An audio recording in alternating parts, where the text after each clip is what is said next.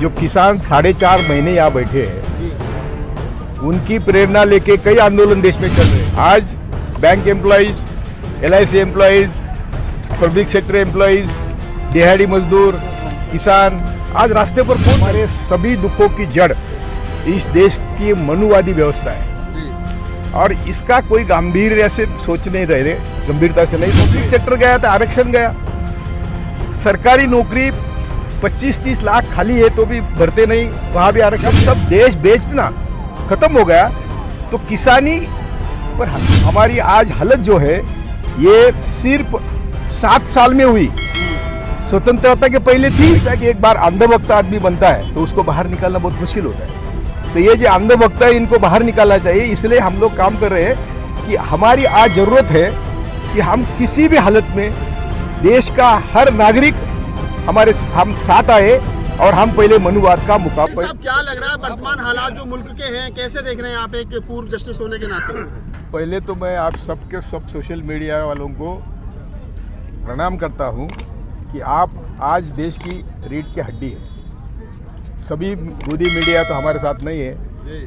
आपने जो सवाल किया, देखो अभी जो किसान 4.5 महीने यहाँ बैठे हैं, उनकी प्रेरणा लेके कई आंदोलन देश में चल रहे हैं और दुनिया भर के लोग इनसे प्रेरणा ले रहे हैं। तो यहाँ जब आते हैं तो सुकून मिलता है कि मैं मेरे लोगों में आया हूँ, इसलिए मैं आता हूँ। आज bank employees, LIC employees, public sector employees, दिहाड़ी मजदूर, किसान आज रास्ते पर कौन नहीं है। और मैं बार बार बोल रहा हूँ, मैंने 2015 में पहला पुणे में कॉन्फ्रेंस लिया था और मैंने कहा था कि हमारे सभी दुखों की जड़ इस देश की मनुवादी व्यवस्था है और इसका कोई गंभीर से सोच नहीं रहे, गंभीरता से नहीं सोच रहे हैं। क्योंकि हम जब गोलवलकर, सावरकर, अगर ये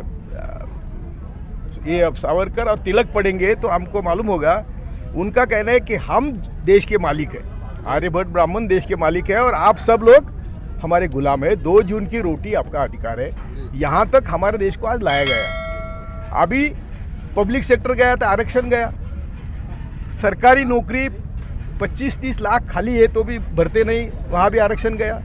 तो पहले उन्होंने दलितों को हाथ लगाया, मुस्लिमों को हाथ लगाया, आदिवासी यानी ट्राइबल को हाथ लगाया और बाद में उन्होंने जब सब देश बेचना खत्म हो गया तो किसानी पर हाथ लगाया। क्योंकि किसानी में पूंजीवादियों के लिए इतने पैसा उपलब्ध होता है कि देखो अभी यदि इनके गोडाउन भरेंगे, गोडाउन बनाए इन्होंने अंबानी ने, अदानी ने, तो वो क्या हमारी सेवा करेंगे? तो इसीलिए आज किसानों ने जो काम किया ये दुनिया में किसी ने नहीं किया, ये काम चल रहा है यहाँ। मैं सभी किसान नेताओं को विनती करता हूँ कि आपके बारे में बहुत गलत फहमियाँ फैलाई जा रही है कि 40 संगठन है, उसमें से 18 बोलते हैं कि हमको छोड़ जाना है और कुछ भी बातें फैलाई जा रही है।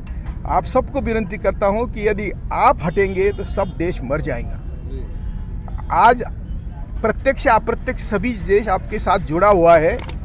हमारी आज हालत जो है ये सिर्फ 7 साल में हुई।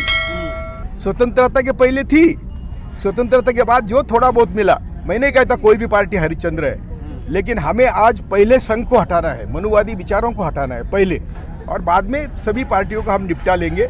लेकिन आज की जो ज़रूरत है, तो मैं आपके माध्यम से सभी भारतवासियों को विनती करता हूँ, जो भी अनाज खाता है वो सब किसानों के साथ आना चाहिए। जब भी किसान पुकारे हम साथ उनके साथ आना चाहिए।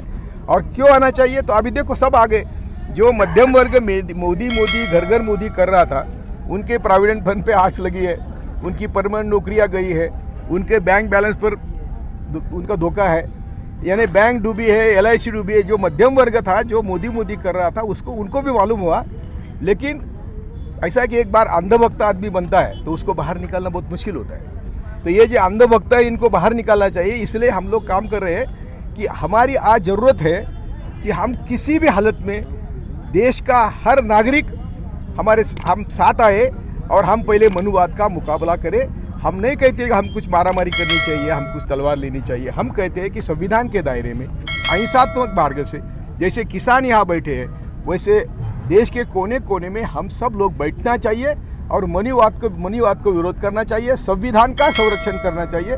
और इसीलिए आज देखो, संविधान कहता है कि हम सब बराबरी के हैं, किस में सोशली, इकोनॉमिकली और राजनीतिक, यानी हम राजनीतिक स्तर पर, सोशल स्तर पर और आर्थिक स्तर पर भी सब एक होना चाहिए। एक संविधान का ध्येय है, यानी संविधान शोषण मुक्त समाज की निर्मित चाहता है। और हुआ क्या अभी 7 साल में? तो शोषण बढ़ा है, और इतना बड़ा है कि हम अभी 2 जून के रोटी को भी महंगे हो गए। इसलिए आपका मीडिया बहुत काम करता है। आज हमें सबको मैसेज देना है कि यदि इस देश में हम सभी लोगों को सही मायने में जीवन जीना है, संविधान के तहत जीना है, तो पहले हमें मनुवाद पर हमला करना है और मनुवादी व्यवस्था समझ लेना है। हमको मालूम नहीं, उत्तर हिंदुस्तान में बिल्कुल मालूम नहीं, दक्षिण हिंदुस्तान में महाराष्ट्र साहब, आप न्यायपालिका में काम करने का अनुभव आपके पास है। एक बात बताइए, क्या आपको लगता है कि न्यायपालिका में सरकार का या सत्ता का दबाव रहता है? बिल्कुल, मैं तो पहले से कहता हूँ, न्यायमूर्ति लोहिया जिनको मारा गया वो मेरे दोस्त थे। उन्होंने मुझे ये सब इतला किया था, उनके लोग मेरे पास आए थे कि मुझे 100 करोड़ की ऑफर है और मैं नहीं लेना चाहता, और मैं अकॉर्डिंग टू जस्टिस, कानून की जस्टिस करना चाहता हूँ। उनके जो लोग मेरे पास आए थे उनको मार दिया गया, वो भी जो मेरे पास आए थे उनको भी मार दिया गया। तो बोलने का मतलब क्या है? तो इन्होंने पहले लोहिया को मार के मैसेज दिया, 2015 की बात है, कि हमारी सुनो, 100 करोड़ ले लो नहीं तो मरो। चीफ जस्टिस बना गोगोई, मीठू लगा दिया। और भी कोई बातें थी, तो चीफ जस्टिस के पहले जो वो क्या बोलते हैं हिंदी में मालूम नहीं मुझे, वो शेर की बात कर रहे थे। 4 जजेस बाहर आए, जजेस चीफ जस्टिस के खिलाफ पत्रकार परिषद ली और सुप्रीम कोर्ट में दबाव आता है, इसलिए काम नहीं हो रहा है। ये खुद